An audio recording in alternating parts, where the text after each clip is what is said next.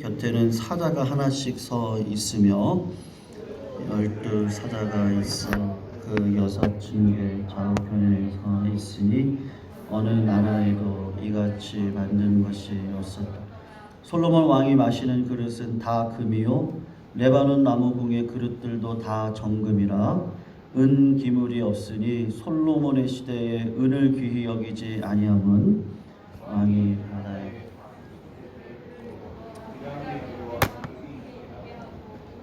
다시스의 배로 3년에 한 번씩 상아와 원숭이와 공작을 실어 왔음. 솔로몬 왕의 재산과 지혜가 세상의 어느 왕보다 큰지라 온 세상 사람들이 마음에 주신 지혜를 들으며 그의 얼굴을 보게 그들이 각기 예물을 가지고 왔으니 곧 은그릇과 금그릇과 의복과 갑옷과 향품과 말과 노새라 해마다 그리하였더라. 솔로몬이 병거와 마병을 모음에 병거가 1400대요 마병이 12,000명이라 병거 성에도 두고 예루살렘 왕에게도 두었으며 왕이 예루살렘에서 은을 돌같이 흔하게 하고 백향목을 평지에 뽕나무같이 많게 하였더라. 솔로몬의 말들은 애굽에서 들여왔으니 왕의 상인들이 값주고 갇혔습니다. 애굽에서 들여온 병거는 한 대에 은 600세겔이요 말은 한 필에 150세겔이라 이와 같이 햇사람의 모든 왕과 아람 왕들에게 그것들을 되팔기도 하였더라. 아멘.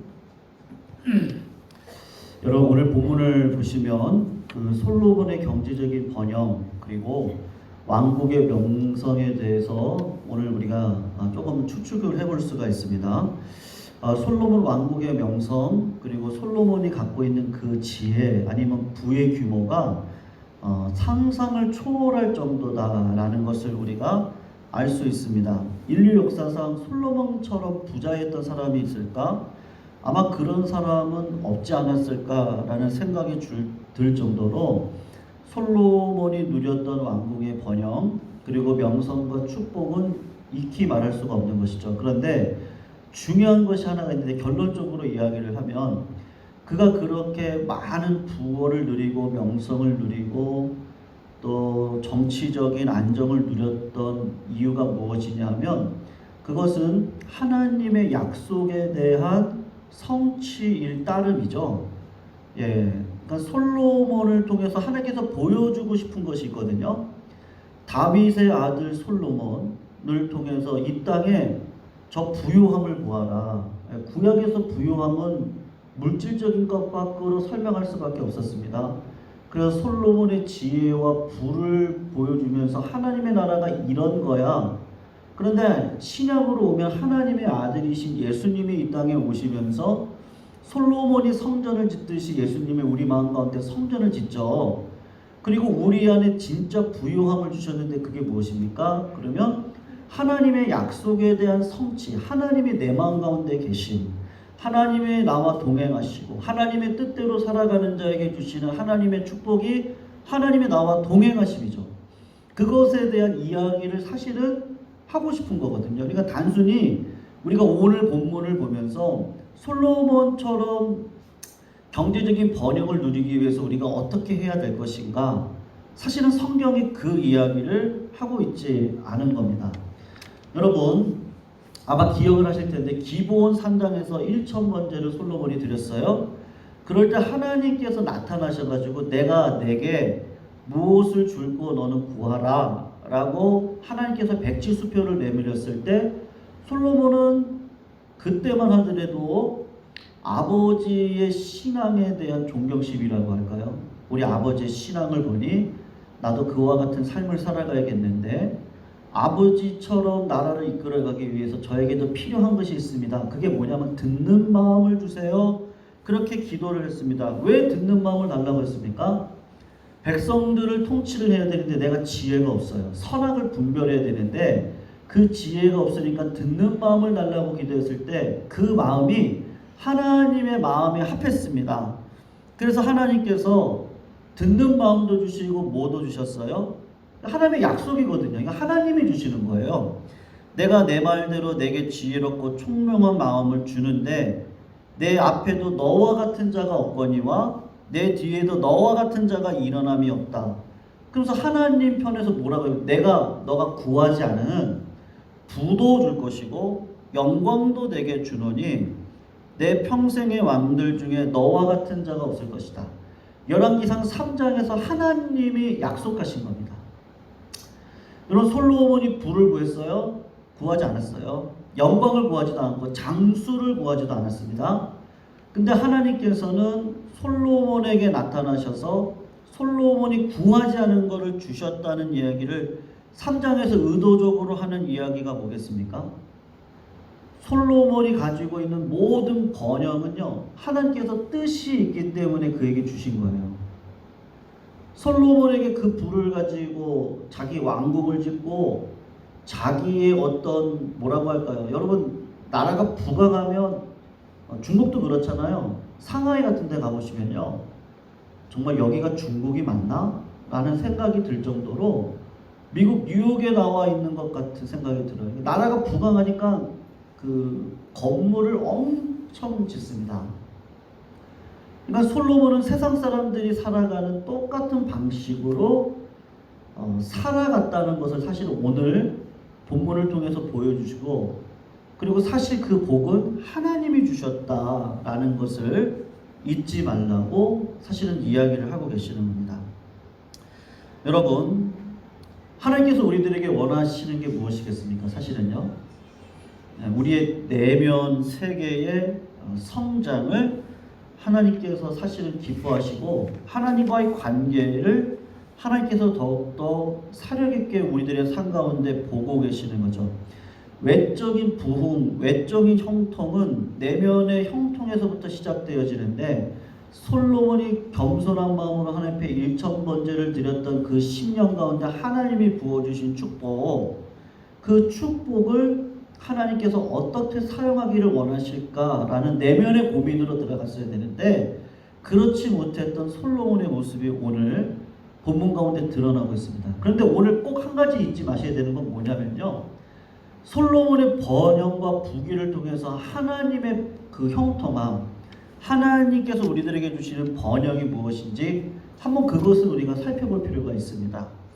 여러분, 1절에서 13절을 보시면 어떤 내용이 나오냐면 스바 여왕이 솔로몬을 방문하고 있는 장면이 있습니다. 우리 1절에서 3절만 우리 다시 한번 읽어볼게요. 1절에서 3절 같이 한번 읽습니다. 시작. 스바의 여왕이 여호와의 이름으로 말미암은 솔로몬의 명성을 듣고 와서 어려운 문제로 그를 시험하고자 하여 예루살렘에 이르니 수행하는 자가 심히 많고 향품과 심히 많은 금과 보석을 낙타에 실었더라.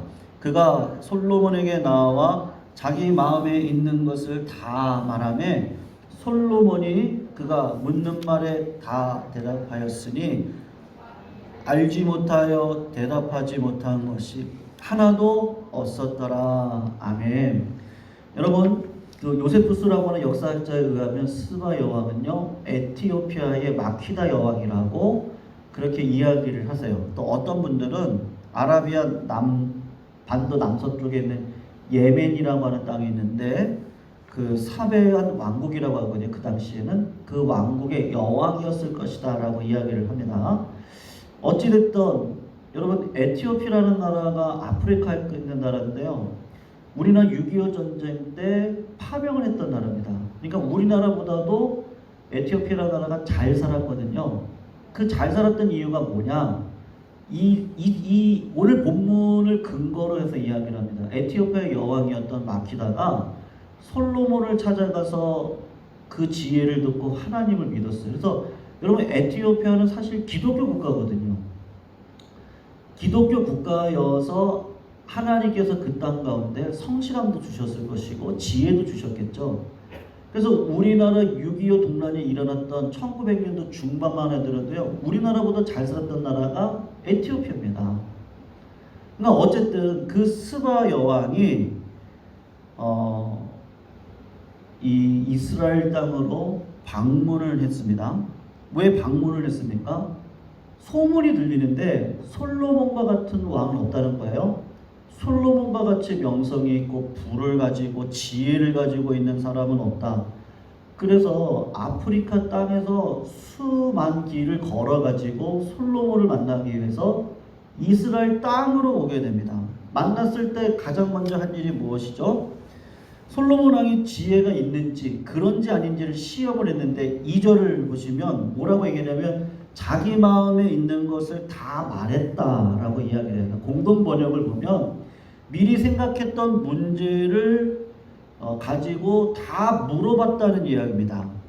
그러니까 스바 여왕이니까 보통 사람은 아니었을 텐데 솔로몬에 대한 명성이 진짜인지 아닌지를 실력이 있는지 아닌지를 테스트를 했던 것인데 수수께끼 형태로 아마 하지 않았을까라고 싶습니다. 그런데 어쨌든 솔로몬은 스바 여왕이 묻는 말에 다 대답을 했을 뿐만 아니라 왕이 알지 못하는 지식과 지혜까지도 정말로 속 시원하게 다 풀어서 이야기를 해주는 거예요. 그래서 스바 여왕이 솔로몬을 통해서 고백을 하는데 어떤 고백을 하냐? 성도님 6절 7절 말씀 한번 읽어봐요. 6절 7절 한번 읽어봅니다. 시작.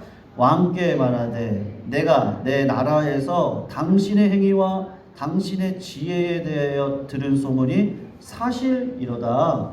내가 그 말을 믿지 아니하였더니 이제 와서 친히 본즉 내게 말한 것은 절반도 못되니 당신의 지혜와 복이 내가 들은 소문보다 더하도다.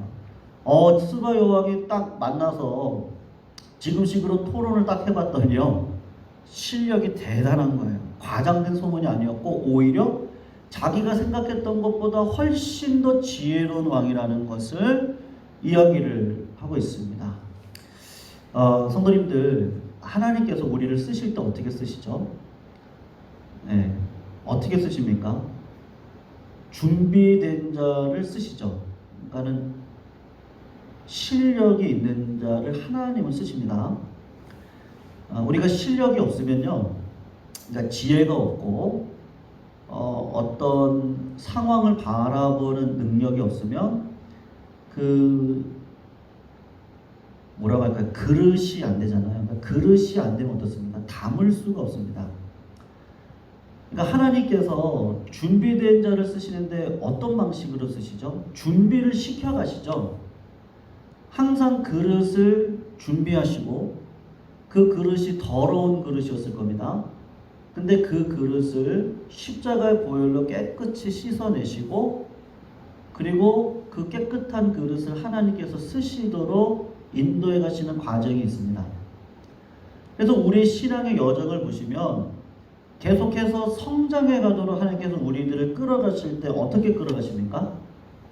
반드시 하나님은요, 말씀이라고 하는 그 칼을 잿덩어리인 내 환부에다가 그 칼을 들어대서 그 환부를 도려내고 거기에 살이 돋아내게 하셔서 새 사람으로 만드셔서 하나님의 나라와 영광을 위해 쓰임받도록 우리들을 이끌어 가십니다. 여러분 요새 TV 프로그램을 보시면 뭐 여러 가지 무슨 경연 프로그램들이 많이 있습니다. 노래 프로그램들인데 제가 지금 자주 보고 있는 프로그램이 그 싱어게인 이제 2를 지금 하고 있는데 얼마 전에 이렇게 듀엣으로 이렇게 두 명을 같은 팀으로 해가지고 또 다른 두 명이 같은 팀이 되어져서 경연을 벌여서 실력을 이제 가늠을 하는데요. 어떤 팀이 이겼습니다. 그리고 이번 주에 보니까 한 팀을 이뤘던 두 명을 서로 경쟁을 시켜가지고 진짜 실력을 가르는 거예요. 근데 참 신기해요. 둘이 할 때는 모르겠는데 홀로 경연을 시키니까요, 진짜 그 사람의 그 실력이라고 할까요? 그동안 여러분 노래라는 것도 그렇고 우리의 삶의 태도도 그렇고요. 평소에 내가 생각했던 것이 그대로 나오지 그거를 속일 수가 없습니다. 그러니까 내 실력이라는 건 그냥 이렇게 드러날 수밖에 없는 거거든요. 근데 그렇게 둘이 할 때는 잘 몰랐는데요. 둘을 떼내어 가지고 경쟁을 시키니까 아, 저 사람의 실력은, 그러니까 저희도 알겠다는 거예요. 아, 저 사람의 실력은 아, 저기까지이겠구나. 그런데 이분을 보니까 그 심사위원도 알고 싶은 거예요. 더 듣고 싶은 거예요. 더 알고 싶은 거예요. 그 다음에는 또 어떤 끼가 있고 어떤 실력이 있을까? 아직도 더 깊은 뭐가 있는 거거든요. 예. 여러분, 노래를 하나 하더라도 실력이 있어야 되잖아요. 목회도 그렇고 어디 직장을 다니셔도 그렇고 가정에서도 그렇고요. 우리가 어떤 일을 할 때도 하나님께서 우리들에게 요구하시는 게 무엇이죠? 믿음이 있으면 믿음대로 살아가는 자들을 통해서 과정을 주시고 그 과정을 통해서 우리 기독교인들에게 있는 영성, 예수 그리스도를 통한 하나님의 사랑의 그 크기요. 그 크기, 넓이, 높이, 깊이만큼을 알아서 그 사랑의 크기를 내가 아는 것만큼 다른 사람을 담을 수 있죠. 그 담을 수 있는 방법은 무엇이겠습니까? 결국은 내가 담을 수 있지 않고 그릇이 어떻게 스스로 닦아요? 닦을 수 없잖아요. 내가 더러운 것은 알 수 있어도 닦아주는 건 하나님, 주인이 닦아줘야지 주인이 쓰시기에 합당한 그릇으로 쓰는 거니까 하나님께서 우리들의 삶을 그런 방식으로 이끌어 가시는 거죠. 그러니까 솔로몬도 똑같은 거예요. 이 복이 누구로부터 왔습니까? 하나님께로부터 왔습니다. 내가 구하지 않았던까지도 하나님께서 주셨습니다. 근데 솔로몬의 문제는 무엇이에요? 나를 그릇되게 하신 하나님의 은혜가 있는데 그 하나님의 은혜를 잊어버리기 시작을 하는 거예요. 결국은 자꾸 외면으로 치닫고 내면으로 들어가지 못하는 인생을 살아가는데 그 징조가 무엇이겠습니까? 여러분, 몇 가지가 있는데 첫 번째로는 제가 아까 처음에 말씀드렸듯이 궁전을 너무 화려하게 짓습니다. 오늘 본문을 보시면요, 왕이 앉은 보좌는 상화로 큰 보좌를 만들고 정금으로 입혔습니다. 뿐만 아니라요, 왕이 먹고 마시는 그릇은 다 정금으로 했습니다. 집안에 갔더니 다 금으로 만든 그릇이에요. 은기물이 하나도 없습니다. 그리고 금으로 큰 방패 200개를 만들고 작은 방패 300개를 만들어서 왕의 그 의장 서열을 할 때 권위를 드러내는데 사용을 했는데, 여러분 이거는 진짜 지나친 사치죠. 엄청난 사치예요. 뿐만 아니고 14절부터 22절을 보시면 솔로몬 왕국의 부의 공급원이 세금입니다. 주변 국가들로부터 조공을 받습니다. 무역상들을 통해서 통행세를 받습니다. 그러니까 수입의 규모가 엄청나지 않았겠습니까? 그 한 해 수입이 금으로 하면은 666달란트라 그러는데 이거를 톤으로 따지면 14톤이에요. 여러분 요새 뉴스 보셨어요? 그 어디 임플란트 회사 횡령을 했는데요. 그 1,000몇억을 하셨더라고요, 횡령을. 근데 그분이 금을 샀어요. 근데 금 그 1kg가 저 요번에 가격을 처음 알았어요. 금 하나 1kg 그 금바 있잖아요. 바 1kg 바 하나가 정확하게 8천 얼마인가요? 그 하나가 1억 가까이가 되더라고요. 근데 그거를 800 몇 개를 샀대요. 횡령을 해서. 거기서 400 몇 개는 발견이 되고 또 그 반은 발견이 되지 않았다고 합니다. 근데 그거를 키로수로 따지면 몇 킬로인 거예요. 네, 키로수로 따지면 톤이 안 되거든요. 근데 14톤이면요 금액이 얼마나 많은 돈이겠어요. 그러니까 그 당시 돈으로 따지면 엄청난 부가 솔로몬에게 들어왔다라는 것을 알 수 있는데 어떻게 그런 일이 가능했겠습니까? 사업을 통해서죠. 북부로는 소바, 다메섹을 지배했고 남부로는 에돔과 모압과 암몬을 지배했는데 그 중간중간 영토를 다 지배를 했으니까 통행세를 받았을 것이고 엄청난 수익을 누렸을 겁니다. 그러니까 수많은 돈이 들어왔습니다. 더불어서 솔로몬 당시 두로와 히람과 동맹과 무역협정을 체결해서 무역 선단을 편성을 했는데 에시온 게빌이라고 하는 곳에서 구리와 철을 가져와 가지고 오빌이라는 곳에 가서 금보서 백팡목으로 다 교환을 해가지고 왔어요.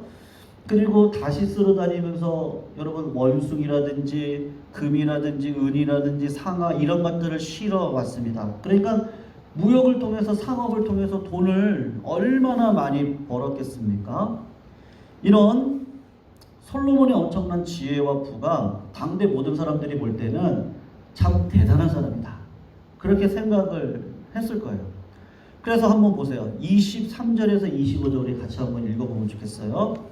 23절에서 25절입니다. 우리 솔로몬에 대한 생각이 어떤지 한번 보겠습니다. 읽어봅니다. 시작. 솔로몬 왕의 재산과 지혜가 세상에 그 어느 왕보다 큰지라 온 세상 사람들이 다 하나님께서 솔로몬의 마음에 주신 지혜를 들으며 그의 얼굴을 보기 원하여 그들이 각기 예물을 가지고 왔으니 곧 은그릇과 금그릇과 의복과 갑옷과 향품과 말과 노새라 해마다 그리하였더라. 그냥 솔로몬은 가만히만 있어도 많은 민족들이 해마다 지금 25절을 보니까 은그릇, 금그릇, 의복, 갑옷, 향품, 말, 노새를 가지고 왔던 겁니다. 엄청난 거부죠. 여러분, 근데 제가 다시 말씀드리는데 이것이 어디로부터 온 거죠? 누구 때문에 왔습니까? 하나님께서 주시겠다라고 약속을 하신 거예요. 하나님의 약속의 성취를 따르는 것이죠. 솔로몬의 지혜도 하나님이 주신 거 아니겠습니까? 그러니까 어떻게 보면 솔로몬이 그 헌신의 마음이라고 1,000번째를 드리겠다고 하는 마음을 하나님이 주시고 그 기도를 통해서 하나님께서 영광을 받으시고 응답을 해주셨는데 지혜도 주시고 그 외의 모든 것들을 주셨던 것이죠. 그러면 솔로몬은 어떤 생각을 해야 되겠어요? 하나님이 주신 거지. 은혜지. 그 은혜의 마음을 가지고 하나님을 더 잘 섬겨야지 자신을 점검하고 더 깊은 지혜와 영성을 세우기 위해서 더 하나님 앞으로 나아가야 되지 않았겠어요? 근데 솔로몬이 자꾸 한 건 뭐예요? 외적인 일들의 모든 일들을 다 하고 있는 거예요. 궁전을 짓고 아마 최고로 지었겠죠. 그리고 성전을 짓고 예루살렘 벽을 세우고 수많은 일들을 했을 거예요. 성도님들, 사도행전 6장을 보면요, 초대 예루살렘 교회가 엄청난 속도로 부흥을 했습니다. 그러니까 교회로 따지면 엄청나게 많은 사람들이 들어왔을 뿐만 아니라 헌금도 많이 들어오지 않았겠습니까? 그럴 때 문제 하나가 발생을 했는데 구제를 하면서 헬라파 유대인들이 그 구제의 대상에서 빠지는 일들이 일어났습니다. 왜 빠졌겠어요? 히브리파 사람들이 저 헬라파 이방인들이잖아요. 이방인들을 차별을 했을 거예요. 그런 일들이 벌어졌습니다. 그런데 그때 12사도가 했던 일이 무엇이냐면요, 이렇게 이야기를 합니다. 형제들아, 너희 가운데서 성령과 지혜가 충만하고 칭찬받는 사람이 7을 택해라.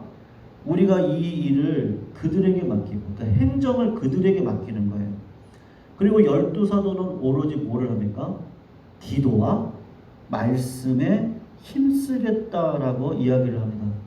여러분, 구제를 하는 일, 행정을 하는 일은 조금 수준이 떨어지는 일이다라는 이야기를 하고 있는 게 아니죠. 여러분, 교회가 커지고 수많은 사역들이 막 생겼을 때 하나님께서 12사도에게 지혜를 주셨는데 하나님의 지혜를 가지고 있는 동역자들을 세워서 그들에게 그 일을 맡기고 12사도는 어떻게 하겠다는 거예요? 본질로 들어가겠다는 거죠. 교회가 커지니까 여기서 만족하겠다가 아니고 교회가 커지면 커질수록 더 두려운 거예요.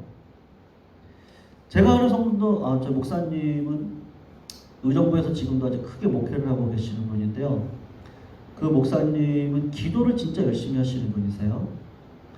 그래서 개척을 했을 때 철길 옆에 나라 땅 하나를 빌려서 교회를 세워서 늘 기도하시는 분이세요. 24시간 기도를 어떻게든지 하려고 하시는 성도님이 목사님이신데 정말로 교회가 부흥이 될 때는 한 주에 막 몇백 명씩 오더래요. 근데 저는 참 그 목사님을 참 본받고 싶다는 게 뭐냐면 그 목사님이 한 주에 몇백 명씩 오는데 겁이 나더래요. 왜 하나님께서 이렇게 많은 영혼을 보내주시지? 겁이 나더래요. 그래가지고 그때부터 또 기도원에 올라가서 기도를 하시는 거예요. 저기 도봉산 기도원이 있거든요. 거기 가면 그 목사님이 기도하시는 자리가 있어요. 저도 이제 그쪽에 살았기 때문에 한 20여 년을 도봉산 기도원을 자주 애용을 했는데 도봉 기도원이라 그래요. 그쪽이었는데 그냥 거기 가셔가지고 불철주야 기도를 하시는 거예요. 그 교회가 엄청 부흥하고 컸습니다. 근데 지금도 사실 교계에서 어떤 일이 있을 때는 꼭 그 목사님께서 주도적으로 기도하고 회개하는 역할을 지금도 하고 계시거든요. 그 목사님을 보면서 목회자, 신자가 어떤 자의 삶을 살아가야 될까? 하나님께서 우리들에게 해주시는 풍요와 형통이 있을 겁니다. 그럴 때 이 본질로 들어가야 되는 거죠. 본질로. 근데 솔로몬은 어땠습니까? 솔로몬은 자꾸 외모로 가는 거예요. 외모로. 궁전을 짓는 일로 가고 은금을 많이 모으고 병마를 많이 모으고 아내를 1000명이나 두고. 근데 12사도들은요. 예루살렘 교회가 폭발적으로 부흥했잖아요. 그런데 오히려 기도와 말씀으로 갔더라.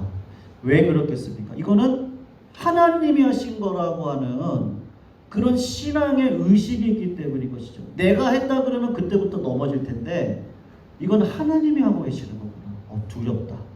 내가 감당할 수 있을까? 솔로몬의 그 첫사랑이요. 한단 감당할 수 없어요. 작은 아이예요. 그러니까 듣는 마음을 주셔서 내가 이 많은 사람들을 선악간에 분별할 수 있는 지혜를 주세요. 그 겸손의 마음을 솔로몬이 처음부터 끝까지 가졌다면 하나님께서 솔로몬을 어떻게 쓰셨을까 참 기대가 됩니다. 그런데 그렇게 하지 못했던 것이죠. 여러분 우리가 잘 아는 다윗이 있습니다. 다윗은 늘 하나님의 말씀 안에 있으려고 노력을 했던 사람입니다. 그렇기 때문에 다윗은 큰 죄악을 범했을 때에도 어디로 가죠? 하나님께로 나아가서 눈물로 회개를 합니다. 사울은 어땠습니까?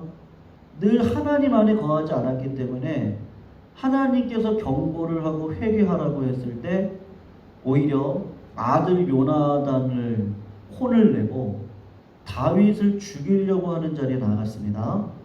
솔로몬은 어땠습니까? 3번 나타나셔서 하나님께서 경고를 하셨음에도 불구하고 솔로몬은 회개했다라는 내용이 없습니다. 여러분 다윗의 삶을 한번 보십시오. 제가 시편 63편을 읽어드리겠습니다. 다윗의 시인데요. 하나님이여 주는 나의 하나님이십니다. 내가 간절히 주를 찾되 물이 없어 마르고 황폐한 땅에서 내 영혼이 주를 갈망하며 내 육체가 주를 앙모합니다. 내가 주의 권능과 영광을 보기 위하여 이와 같이 성소에서 주를 바라보나이다. 내가 침상에서 주를 기억하고 새벽에 주의 말씀을 작은 소리로 읊조릴 때 하오리니 주는 나의 도움이십니다. 여러분 오늘 본문을 보시면 다윗은 황폐한 땅에 있을 때에도 주를 앙모했습니다. 성소에서도 주를 앙모했습니다. 침상에서도 주를 기억했습니다. 새벽에도 주의 말씀을 작은 소리로 읊조리면서 주를 앙모하는 사람으로서의 삶을 살았습니다.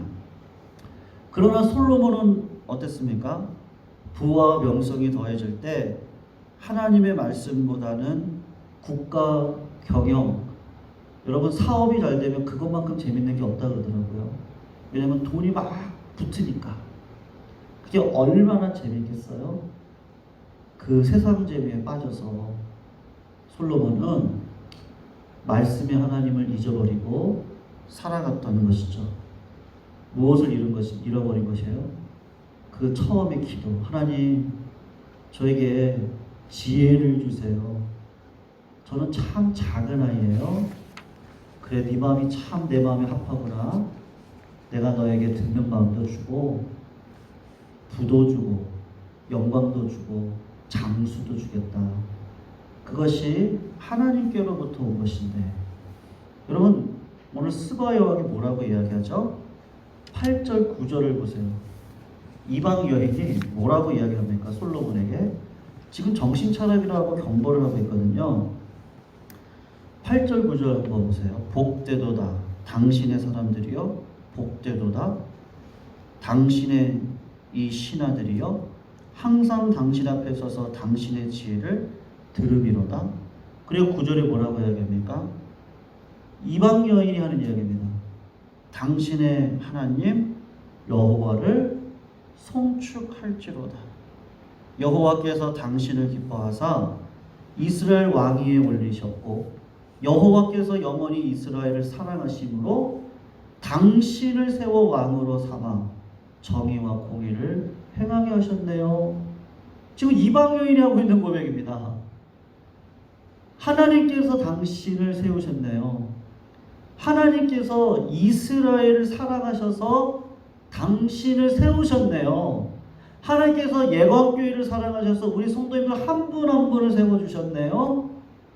신앙이 어릴 때는요, 하나님을 나만 사랑해. 그게 바리새인의 신앙이잖아요. 근데 신앙이 깊어지면요, 악인도 사랑하고 계시는구나. 하나님은 지금은 은혜의 때구나. 누구든지 들어오면, 회개하고 돌아오면 하나님 우리를 자녀 삼아주시는구나. 솔로몬이 잃어버린 게 뭐예요? 결국엔 은혜를 잃어버렸어요. 성도님들, 우리가 절대로 잊지 말아야 될 게 무엇이죠? 오직 은혜입니다. 네. 제가 잘나가지고 목사 된 게 절대로 아닙니다. 교회를 세우려고 하나님은 목사로, 장로로, 직분자로, 성도로 우리를 삼아주신 것이죠. 근데 그걸 자꾸 잃어가니까 하나님이 누구를 방문을 시키는 거예요? 이방 여인을 방문을 시키셔가지고 이방 여인의 입술에서 나는 고백을 듣게 하는데, 솔로몬은 여전히 어떻게 합니까? 그 은혜를 잊어버려요. 그리고 솔로몬 때문에 나라가 분열되어지고 자기 자식들이 노예가 되는 일들이 결국은 벌어집니다. 우리 성도님들께서 그 은혜를 잊어버리지 마시고요. 이제 2022년 시작입니다. 은혜로 시작하게 하셨는데 마지막 마칠 때 또 은혜로 감사하실 수 있는 우리 성도님들이 다 되시기를 부탁드립니다. 진짜 지혜가 뭐예요? 말씀이 들릴 때 말씀 따라서 순종하는, 예수 그리스도 앞에 딱 붙어가지고 그걸 하나님 부르실 때까지 우리가 달려가야 됩니다. 사도 바울은 그런 삶을 살아갔던 사람이죠. 그래서 내가 선한 싸움을 싸우고 이 믿음을 지켰습니다. 그래서 의의 면류관이 예비되어졌습니다. 솔로몬이었으면요, 하나님 제가 궁전도 이렇게 지었어요. 성전도 지었어요. 제가 수많은 판결을 통해서 지혜의 판결을 내렸습니다. 그러니 저에게 의의 면류관이 예비되었습니다. 누가 주셨는데요? 하나님이 주셨는데. 은혜에 감사할 따름일 뿐이죠. 그것은 믿음인 것이죠. 믿음으로 오늘도 살아가시고 한 주도 살아내시고 이 1년을 살아가셔서 우리 하나님께 반드시 복을 누리시는 우리 성도님들 다 되시기를 축원하고 부탁드리겠습니다. 우리 찬양할까요? 우리 말씀 생각하면서 433장입니다. 귀하신 주여 나를 붙드사. 우리 이 말씀 붙들고 찬양할 때 이 말씀의 고백이 우리의 고백이 되었으면 좋겠습니다.